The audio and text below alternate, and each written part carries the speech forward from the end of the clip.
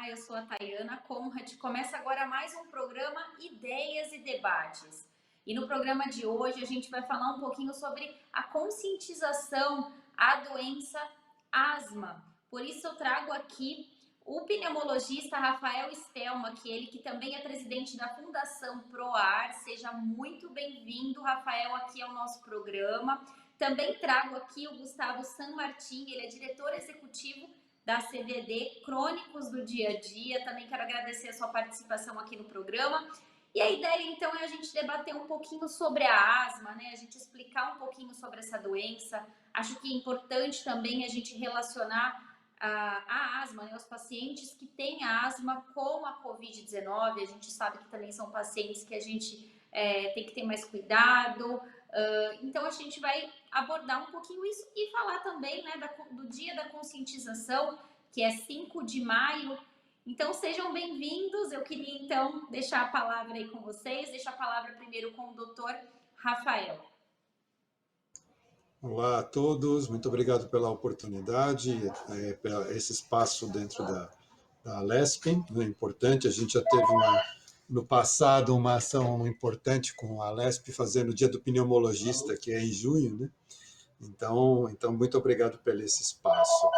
E o que a gente, acho que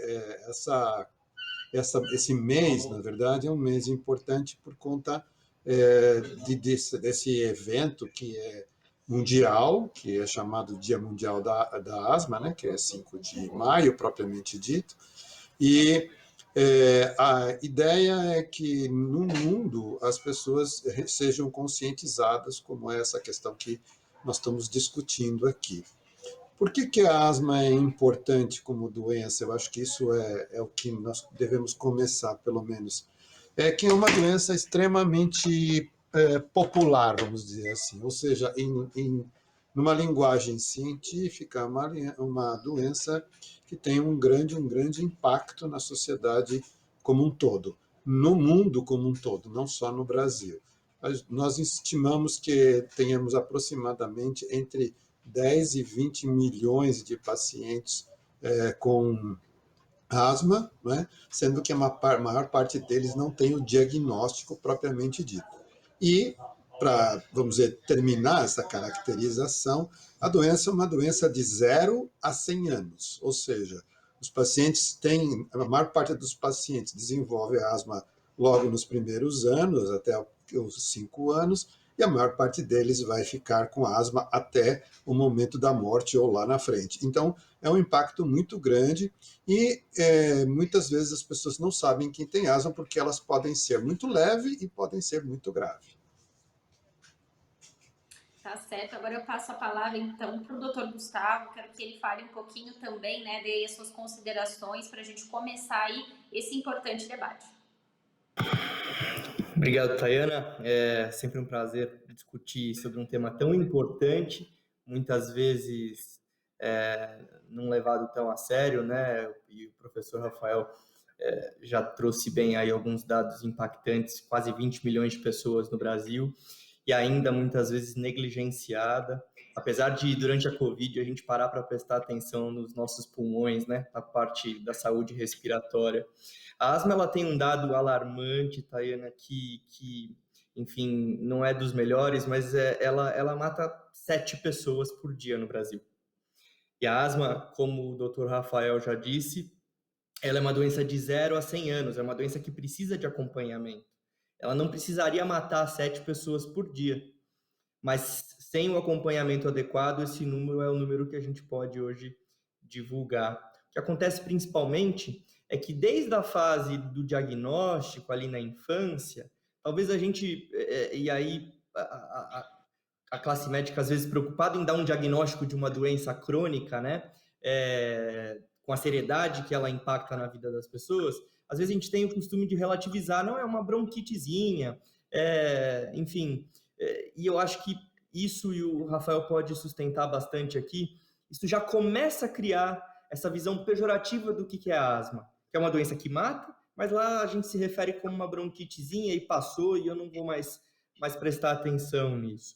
Então, ela começa assim na infância, e enquanto a gente não qualificar essa atenção primária, né, a porta de entrada daquela pessoa que vai usar o SUS, para que ele seja bem atendido desde o começo, muitas vezes essa pessoa vai recorrer a um tratamento, vai ser atendido numa emergência, vai usar um corticoide, vai melhorar um pouquinho, volta para casa, e aí esse óbito acontece, às vezes, por falta de um acompanhamento adequado, e por isso é tão importante a gente, no dia 5, entre aspas, celebrar e conscientizar a asma no Brasil e no mundo. Agora, pontos, né, bastante importante, acho que ambos, né, tocaram nesse assunto, em conscientizar sobre a asma. Quer dizer, a gente escuta às vezes falar, né, sobre alguém que tem asma e a gente pensa numa doença que não tão grave, né? Mas aí a gente vê quantas consequências ela pode trazer, e é muito importante, acho, esse dado que o Gustavo trouxe aqui pra gente, né? Que mata 7 pessoas por dia.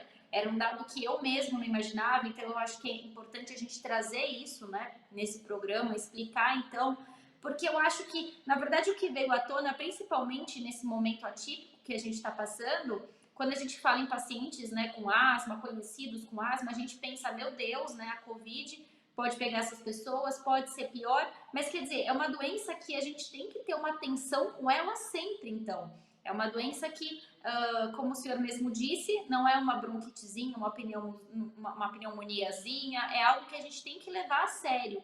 Então, eu imagino também, né, que outra coisa importante a gente citar nesse programa é que, não sei se tem alguma relação, mas aí vocês me corrigem, é esse período, né, em que a gente está entrando aí nesse período do inverno, realmente também traz uma preocupação maior para vocês, né, pneumologistas, vocês que trabalham aí com essa doença?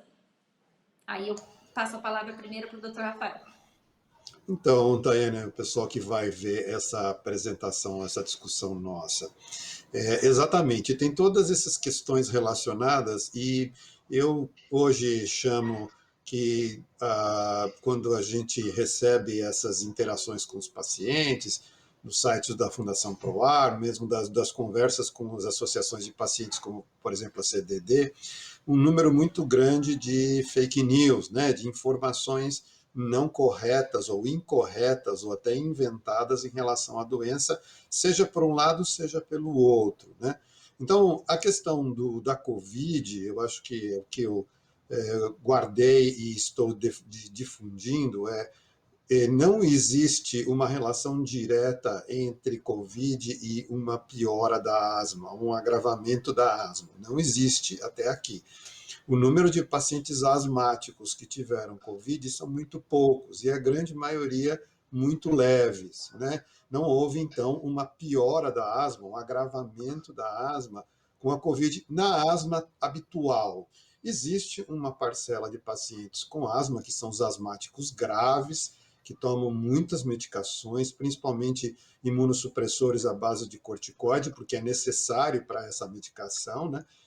Para que dessa medicação para o paciente controlar, esses sim são um fator de risco, né? E eu acho que é interessante colocar que COVID ele lesa uma parte do pulmão, a parte mais periférica do pulmão, a parte em que o oxigênio troca com gás carbônico, né? Essa é uma função do pulmão. O pulmão ele faz isso, ele é um órgão de troca. Ele pega o gás carbônico da nossa respiração, do nosso processo, né, de vida, né, e troca com oxigênio. Então, o Covid ele ataca aí, por isso que ele tem uma gravidade muito grande. A asma, na sua grande maioria, ela comete uma parte de condução, as vias aéreas. É uma doença de vias aéreas, que é um pouco mais para cima, mais próximo aqui do coração, né? Então, não há uma relação direta. Hoje nós já sabemos com muita segurança que a maior parte dos asmáticos não corre risco com a Covid, que é uma boa informação, exceto esse grupo que eu falei para vocês de pacientes mais graves, né, que eu citei aqui.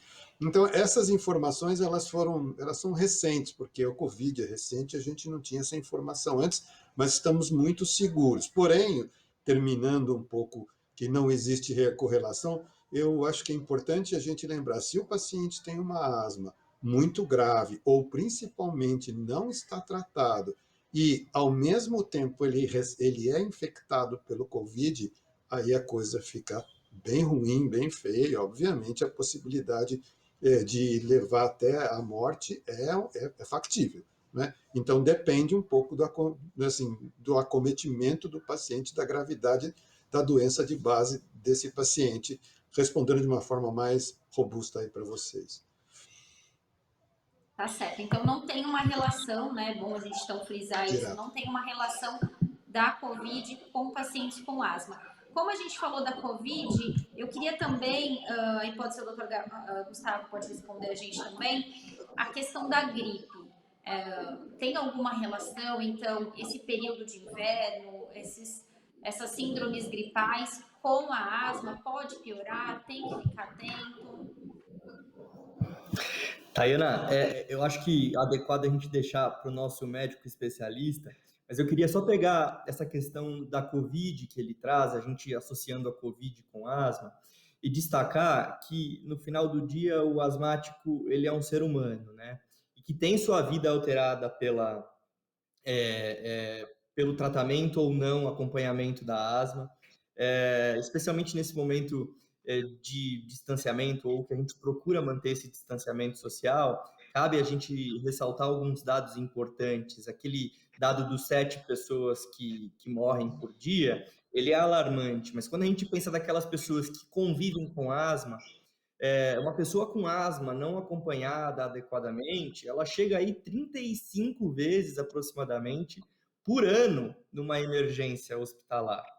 E aí, quando a gente pensa que nesse momento, qualquer exposição, se você não tem aí a vacina, pode ser prejudicial, acho que é interessante a gente pensar, puxa, e esse asmático que está acompanhando, tentando acompanhar, mas que tem que ir 35 vezes, porque o acompanhamento talvez não seja o adequado. Dessas 35 vezes, 1,5, vamos arredondar, vai 2 vezes dessas 35 a pessoa precisa ir internada para uma UTI, né? E quando a gente pensa no dia a dia de trabalho, a gente tem um dado, esses dados são de uma pesquisa feita na Bahia, e o Rafael faz parte desse centro, a gente tem quase 14 dias de afastamento por ano no mercado de trabalho. Então a gente fala da chegada do inverno, mas para além disso, e aí eu jogo para o Rafael comentar da questão da associação da gripe, é importante a gente destacar da perspectiva dos pacientes, que são pacientes que estão tentando, do 0 aos 100 anos,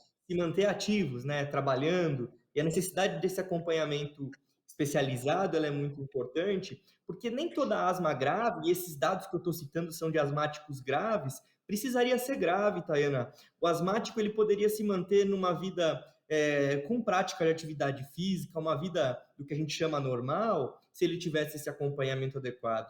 E aí que é importante a gente destacar que é uma política estadual a asma, né, de acompanhamento e tratamento, e o Estado de São Paulo, que sim, precisa evoluir com os protocolos de tratamento, o Estado de São Paulo, ele comparado com outros estados, ele atende muito bem, e de novo outro link para o Rafael, que fez parte aí da história desse protocolo no Estado de São Paulo.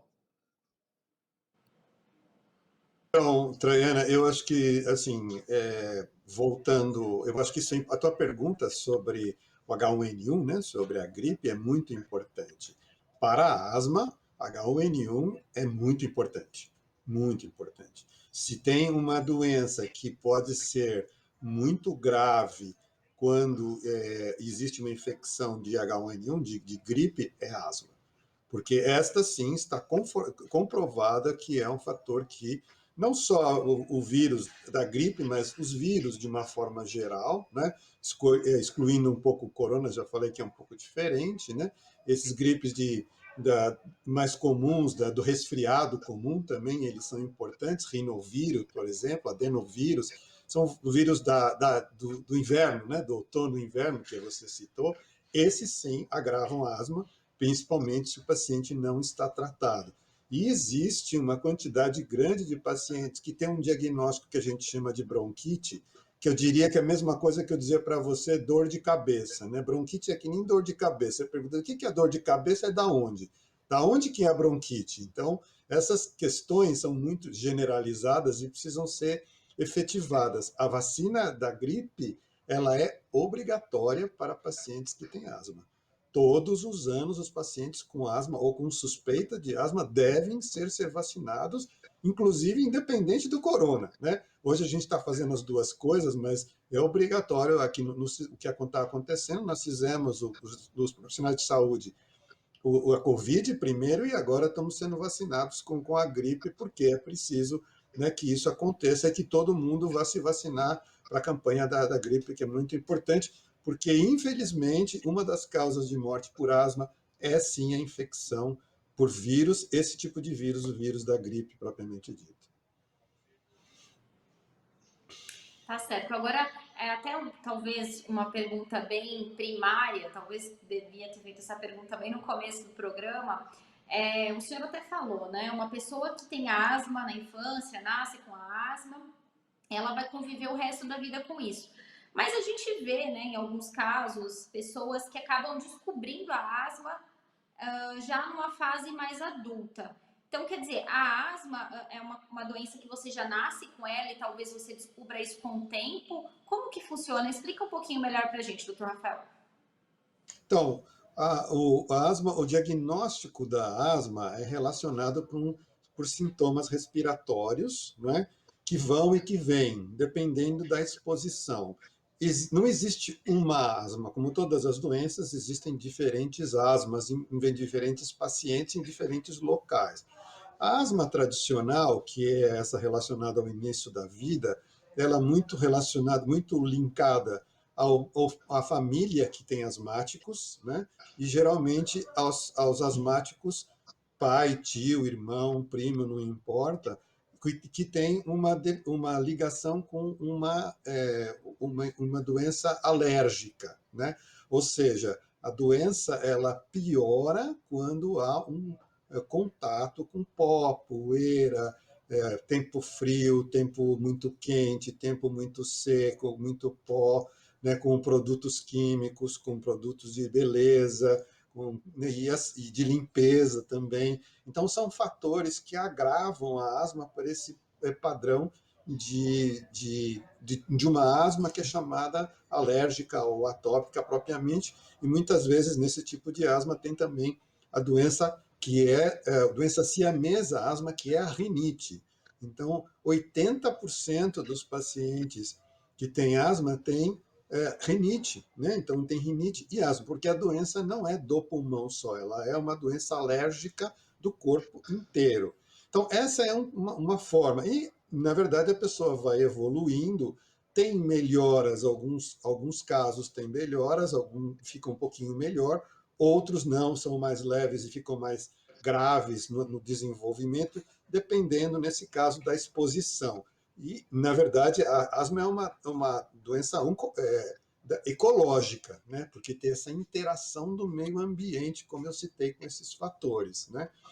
A parte dessa doença propriamente dita, doença alérgica, tem a asma que não é alérgica, que o mais clássico é a asma do paciente que foi acometido de uma asma não alérgica por exposição pelo trabalho, que a gente chama asma ocupacional. Então, pessoas que trabalham em lugares que não são, vamos dizer, adequados para trabalhar, em função da temperatura, da exposição, de produtos químicos, e assim sucessivamente. E essa é uma doença um pouco mais grave, mas de pacientes mais velhos, mais adultos, né?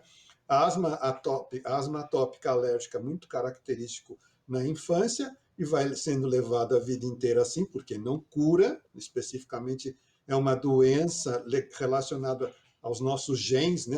A cor dos nossos olhos, a cor dos nossos cabelos, e assim como a asma é igual. Então, leva a vida inteira. Que é mais dos pacientes mais jovens e desenvolvem para maior gravidade ou não. E a outra que é a asma iniciada ou estimulada pelo ambiente de trabalho, que é um pouco mais grave dos adultos. Então, são essas formas que existem, mas ambas, né, outras que existem, formas também, não vou me alongar muito sobre isso, elas duram o tempo inteiro. E o que faz o paciente ter ou não a descoberta da asma? A intensidade de sintomas. Se o paciente tem poucos sintomas, ele vai levando um pouco ali um remedinho, um antigripal, né, uma inalação, e não vai fazendo o diagnóstico e vai piorando. Na medida em que você não trata, existe uma piora. Então, isso é o que a gente vê normalmente, uma certa uma certa desconhecimento mesmo do diagnóstico. Né? Falar, ah, não, eu tenho uma bronquitezinha aí, com uma gripezinha, tudo é zinha, né? Uma bronquitezinha como uma exposição. Na verdade, isso pode, se num tratamento, e a gente conhece já em estudos de pessoas que não tinham diagnóstico e chegam aos 20, 20 e poucos anos, 25 anos, nós vamos fazer o primeiro diagnóstico tardio já como uma perda de função pulmonar, às vezes muito significativa, que é como se ele tivesse perdido uma parte do pulmão por conta do processo de inflamação em que o pulmão não funciona, essa parte do pulmão não funciona, porque a asma é uma doença de inflamação, né? Como qualquer doença inflamatória, que fecha as vias aéreas e não permite que você respire adequadamente. Acho que respondi a tua pergunta, não sei. Isso. E acho que essa sua última colocação, né, doutora? A gente falou um pouquinho aí sobre os tipos da asma, as causas, os sintomas, mas uma pergunta que eu ia fazer que vai de encontro, inclusive, o que você estava falando agora, sobre esse diagnóstico tardio, para a gente relacionar aí, né, com esse dado alarmante que até o Gustavo trouxe aqui para a gente de 7 mortes ao dia, por que acaba chegando a esse nível, né? Quer dizer, as pessoas elas têm dificuldade em perceber esses sinais. Normalmente, por que acontece isso? Ou as pessoas não fazem o tratamento como deveria ser feito? Eu imagino que por existirem vários tipos de asma, deve existir vários tipos de tratamento. Isso deve ser de paciente para paciente, né? De certa forma, sim, é um tratamento individualizado, a gente chama de medicina de precisão, um tratamento de precisão, mas não tem muita variação de tratamento. O tratamento é muito focado num processo inflamatório específico do pulmão. Eu vou tentar resumir o que acontece, né? Normalmente, o pulmão, quando o paciente, a pessoa, desculpa, quando a pessoa ela começa a vida dela, existe um diâmetro desses canalículos que levam o ar para dentro do pulmão, que são chamados de brônquios e de bronquíolos, né? E eles vão, à medida que o paciente vai crescendo, isso vai crescendo junto com o pulmão dele, permitindo a passagem do ar e respiração normal. A inflamação da asma propriamente dita, que pode ser mais ou menos intensa em função, inclusive, da exposição dos fatores que pioram a asma, que eu citei, vai fechando essa via aérea devagarzinho. Então, o que tinha, vamos dizer, um diâmetro de 1 centímetro, que é importante, né? A gente fala, só 1 centímetro? 1 centímetro é muito grande para o pulmão, né? A gente trabalha com milímetros de pulmão, mas isso vai diminuindo. Então, o que era 1 centímetro pode se tornar 5 milímetros, de tanto processo inflamatório que tem. Isso depende um pouco da gravidade da doença. Então, na medida em que o paciente não é diagnosticado e o diagnóstico é dado por essa sequência de sintomas ou de crises, né? Tive uma crise de asma, que é uma piora dos sintomas de vez em quando, mas sistematicamente. Quanto menos importante isso é, ou seja, não tão impactante, o paciente vai, assim, postergando o diagnóstico, tomando remédios que parcialmente ajudam, mas não resolvem o tratamento, e passa muito rápido até que acontece o que o Gustavo colocou, que é uma morte súbita. Né? Uma grande parte das mortes por asma é em crianças ou adolescentes, exatamente porque não estão tratados ou estão mal tratados, não diagnósticos, e é uma coisa assim horrorosa, porque você pensar que a asma é uma doença que não devia matar ninguém, né? Então, quando eu vejo, isso é meu sentimento de profissional, quando eu vejo uma criança ou uma adolescente que morre de asma, eu fico absolutamente acabado, porque foi a pessoa foi deixando, né, de se tratar, que talvez um cuidador não prestou atenção, ou a própria pessoa, e levou a essa situação. Então, essa é a questão. E nós não temos muitos medicamentos, e muitos medicamentos hoje, que são utilizados há muito tempo, às vezes por séculos, são ainda utilizados. Muita gente continua sendo, inclusive médicos, usando medicamentos um pouco mais antigos, que podem até piorar o tratamento da asma e não melhorar. Agora, Gustavo, eu queria que você explicasse um pouquinho, né, para mim aqui quando eu comecei o programa, eu falei que você era diretor executivo do CDD, né, Crônicos do Dia a Dia, e eu queria que você falasse um pouquinho, né, do trabalho que vocês fazem, um pouquinho do que é o Crônicos do Dia a Dia. Acho que é importante quem está em casa saber. A gente sabe que pessoas que têm asma podem estar assistindo esse programa e é importante a gente entender qual é o trabalho que vocês fazem. Então, eu queria, por favor, que você explicasse. Com prazer. A CDD ela nasceu de uma primeira instituição fundada em 2012, chamada Amigos Múltiplos pela Esclerose, por conta de um diagnóstico meu de esclerose múltipla.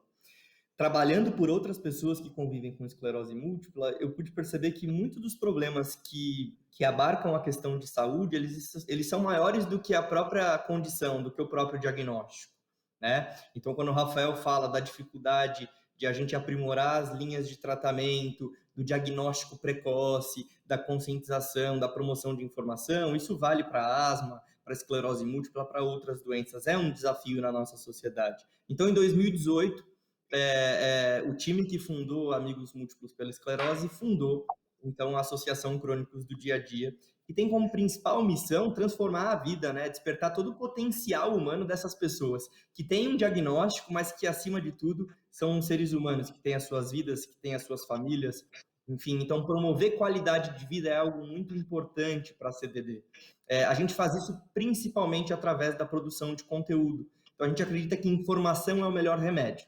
E a gente produz conteúdo para chegar até essas pessoas, sejam pacientes, seus amigos ou familiares, e a partir desse diálogo que a própria produção de conteúdo propicia, a gente começa a entender as dificuldades das pessoas que convivem com asma e, a partir daí, tentar mudar essa realidade, seja através de uma política pública ou mesmo de uma representação aí em nome de todas as pessoas que convivem com a condição. Então, a CDD, ela hoje ocupa espaços importantes de discussão, seja no Conselho Nacional de Saúde, através da primeira associação que eu mencionei, ou mesmo em parceria com sociedades médicas, e aí eu reforço a nossa parceria com a Fundação Proar, super parceira nessa produção de informação, sensibilização, conscientização e também políticas públicas. Assim como eu pedi, né, Gustavo, para você explicar um pouquinho sobre o CDD, eu quero também que o Dr. Rafael explique um pouquinho como presidente, né, da Fundação Proar, que você explicasse um pouquinho também o trabalho da Fundação. Então, né, eu já trabalho, já milito nessa área há um certo tempo, desde 2012, e essa ligação que a gente tem que eu tenho com o Gustavo, com a CDD, ela começou lá atrás, né? É muito simples entender que para o médico, propriamente dito, eu trato asma e resolvo o problema. Não é esse o problema não está na maior parte dos profissionais. Tem uma parte que tem um certo problema com asma, mas, enfim. Mas eu ficava muito indignado à medida em que eu trabalhando na academia, enfim, trabalhando como professor, entendi que quando eu comecei a trabalhar com isso, praticamente não existiam medicamentos para poder tratar asma adequadamente no Brasil. Eu ajudei aí a incluir muita medicação aqui no estado de São Paulo, principalmente no Hospital das Clínicas, mas depois para o Brasil inteiro, com essas novas medicações, né? Logo cedo, na academia, eu comecei a trabalhar com isso, com pesquisa e incluindo essas medicações. E num determinado momento, lá pelos 2012, 2013, eu entendi que já existia a possibilidade dos pacientes serem melhor diagnosticados corretamente e ser tratados. Isso não acontecia, né? Isso não acontecia exatamente por essa negligência, né, em relação às doenças respiratórias que existe até hoje e essas dificuldades de diagnóstico e tratamento. Então, eu enxerguei lá atrás que precisava iniciar, então, um processo, e como eu tinha uma relação com a Iniciativa Global contra a Asma, né, que é chamado GINA, né, porque o Dia Mundial da Asma é uma ação da Iniciativa Global contra a Asma, que é GINA, né, que é chamada de GINA, né? É diferente do palitinho né, que a gente usa para usar o palitinho em relação ao Brasil, mas e daí eu trouxe a GINA, né? Eu fiz a GINA no Brasil, eu mesmo num grupo nos juntamos, fizemos a GINA no Brasil, começamos a trabalhar com isso, e eu eu entendi que eu precisaria de uma parceria com outros, porque isoladamente a gente não conseguiria. A Fundação PROAR é uma fundação de profissionais de saúde, a grande maioria com um histórico de pesquisa e de academia, de professores, de vários lugares do Brasil, né? E o objetivo da gente é nos aproximarmos dos pacientes, especificamente. Nós fazermos, em primeiro lugar, a comunicação com os pacientes. E daí que eu encontrei o Gustavo, assim como tem outras associações, e a gente está trabalhando junto nesse sentido. Então, qual que é o objetivo da Fundação? Criar conteúdo, né? Orientar os conteúdos que precisam ser divulgados para diminuir esse impacto, né, essa negligência do tratamento da asma, e junto com as associações de pacientes, né, e também de profissionais de saúde, todos juntos, a gente conseguir dar uma volta nessa história. E é interessante porque a asma, assim como a bronquite crônica, do tabagismo, eles são doenças crônicas tão importantes quanto a hipertensão arterial, né? Assim como o diabetes. Mas os projetos, os programas do Brasil, principalmente os federais, são muito baseados nessas doenças, obesidade, hipertensão arterial, diabetes, mas não falam muito de asma e DPOC.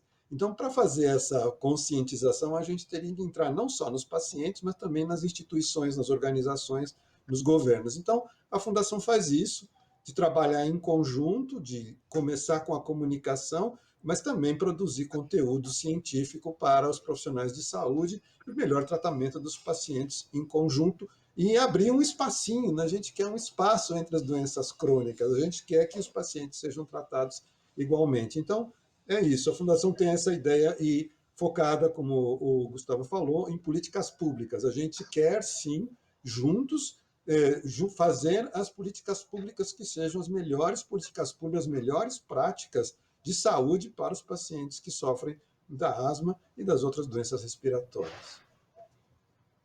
Agora eu queria também que vocês contassem, né, para quem está em casa, há quanto tempo existe essa campanha de conscientização, né? A gente falou aqui na data do dia 5 de maio, há quanto tempo, né, é feito aí uma campanha de conscientização para a doença? Aí eu passo a palavra então primeiro para o Gustavo e depois para o Rafael. O dia 5 de maio ele é celebrado desde 1998, Tayana, mas assim, fragmentado.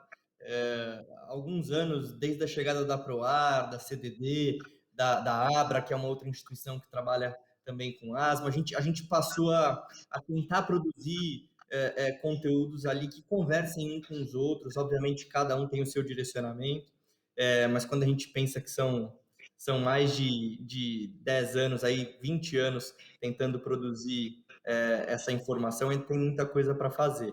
Mas ela já existe desde 1998. Taina, só complementando, essa é uma iniciativa, então, da Iniciativa Global contra a Asma. Na verdade, esse movimento começou por volta de 97 e 98, como o Gustavo falou, era uma iniciação, era uma ação, vamos dizer assim, dos profissionais de saúde dos Estados Unidos, né, basicamente, então, que entenderam a problemática que a gente está discutindo aqui, começou devagarzinho e se tornou mundial, né, e se tornou a iniciativa global contra a asma, com relações e inter-relações no mundo inteiro, e a necessidade de divulgar as informações. A iniciativa global contra a asma, o que ela faz, não é a implementação de ações, é a criação de informação, de conteúdo. Então, ela, entre as ações, todos os anos, são colocados para todos nós, profissionais de saúde, e para a sociedade como um todo, as melhores práticas através de estudos clínicos e projetos importantes do mundo inteiro. E o Dia Mundial da Asma é um dia de referência a necessidade de divulgar essas informações no mundo inteiro, e isso tem a ver com o número de asmáticos no mundo inteiro, que aproximadamente são 350 milhões de pessoas, mais ou menos, para você ter uma ideia, no mundo inteiro. Nós temos 10 ou 20 milhões e o mundo inteiro tem aproximadamente isso. quase 350 milhões de asmáticos, mais ou menos na mesma situação que o Brasil, na grande parte dos países, exceto nos países mais organizados, que têm um serviço de saúde mais antigo e bem estabelecido.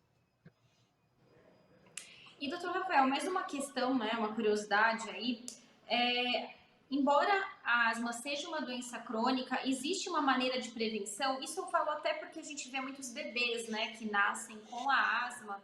Existe alguma relação? Tem como prevenir, talvez, numa gestação, para que o bebê não tenha essa doença? Ou uma forma de prevenir, por exemplo, que você venha a ter depois, numa fase adulta?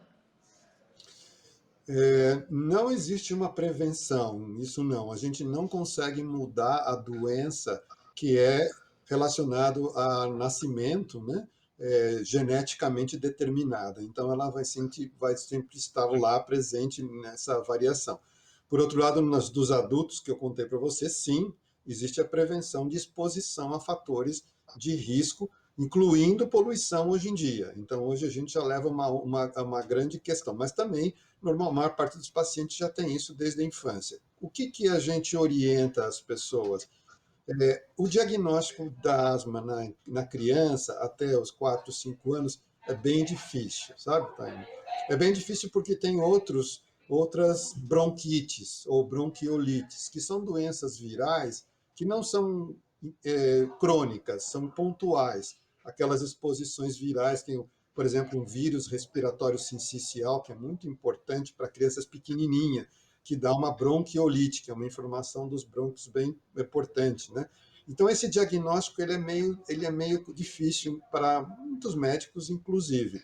Mas tem uma dica muito importante, aquilo que eu já citei, se a família tem asma, né? Se alguém da família tem asma. Então, se tem, e aí não é só asma, é a doença alérgica, se tem rinite, se tem dermatite, que são doenças que são associadas à asma. Então, essa é uma informação importante para quem vai ver, né, em relação à família. Todas as famílias têm um traço de doença, infelizmente ou felizmente, mas assim é verdade. E a asma, então, tem isso, rinites, asma propriamente dita, e também dermatite. Então, a partir daí, muitos sintomas, eles aparecem muito cedo. Então, por exemplo, na criança aí por volta de 3, 4 anos, tem muita rinite, né? As crianças têm muita rinite. Então, aquela secreção branquela que sai do nariz, que espirra, a criança se coça, tem a coceira no nariz, coceira no corpo, ou então a dermatite. Então, esses são sintomas de que a doença já existe. A partir daí, tem que ser tratada já a partir de um tratamento que é protetivo. Então, a gente não consegue curar, mas a gente controla a doença. O objetivo do tratamento da asma é controlar a doença, deixar ela controlada de uma maneira que o paciente possa viver melhor a vida inteira dele, desde a época em que ele é pequenininho.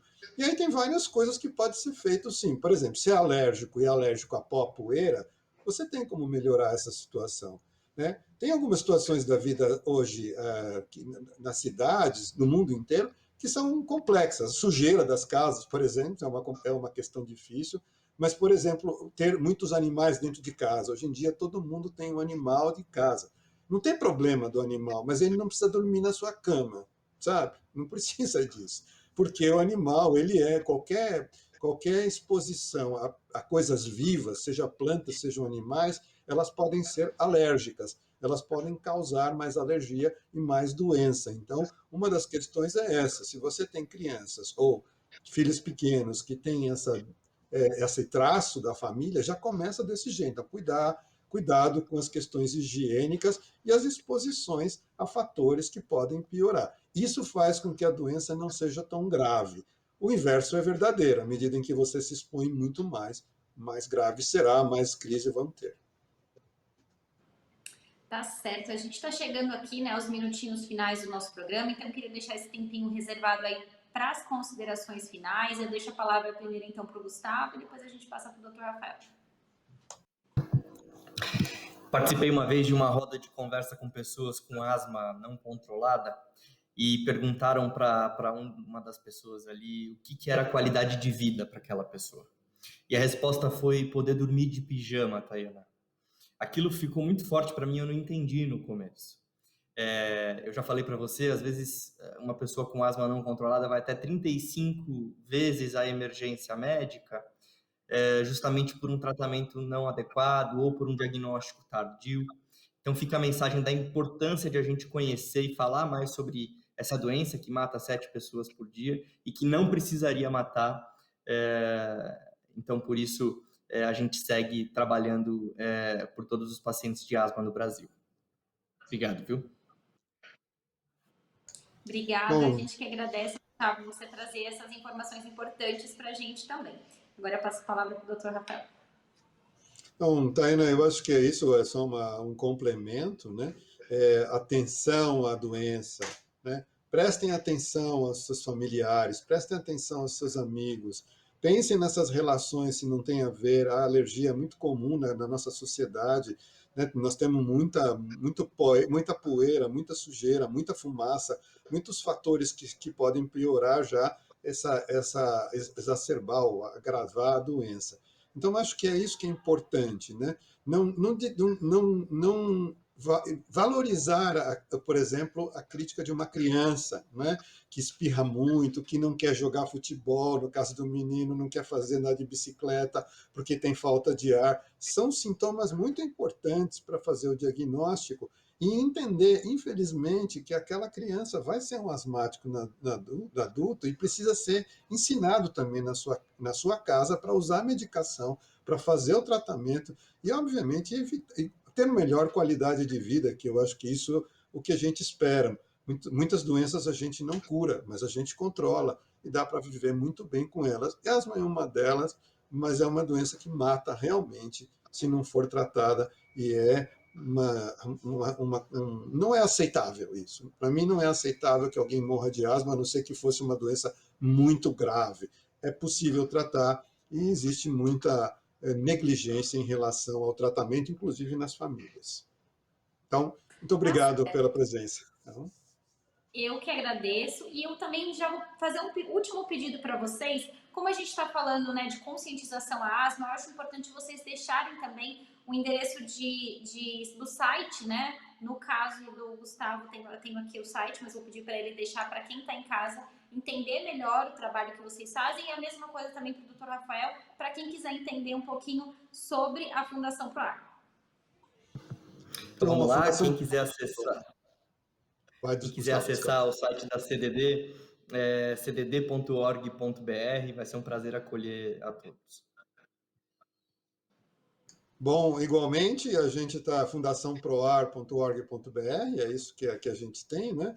E a gente também está nas mídias sociais, na forma de Fundação Proar também, já, e lá no Fundação, nas mídias sociais, tanto Instagram quanto Facebook, a gente tem um grupo de pacientes asmáticos que são seguidos desde 2016 e a gente dá o suporte diretamente a eles respondendo as perguntas, tentando ajudar diretamente essas pessoas. Então, por favor, entrem, a gente quer, inclusive, ser uma referência para essas pessoas, para esses grupos, para que a gente possa difundir essas informações que a gente colocou aqui. Então, essas são as formas de contato.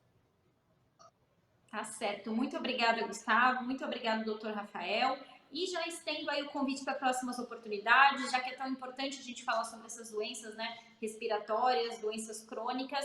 Eu deixo aí esse espaço sempre reservado quando vocês quiserem voltar ao programa Ideias e Debates e falar, né, de assuntos importantes como esse. Muito obrigada e até uma próxima oportunidade.